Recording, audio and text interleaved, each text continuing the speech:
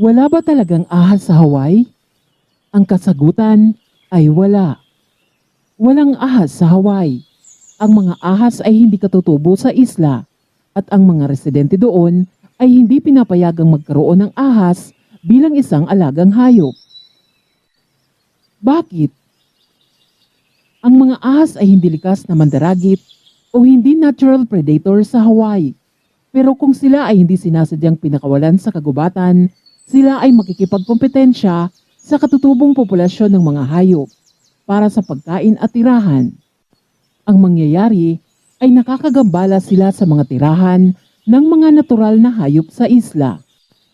Kaya kung sino man ang mahuhuling nag-aangkat ng ahas o nagmamay-ari ng alagang ahas, maaari silang kasuhan ng Class C felony at pagmumultahin ng hanggang $200,000.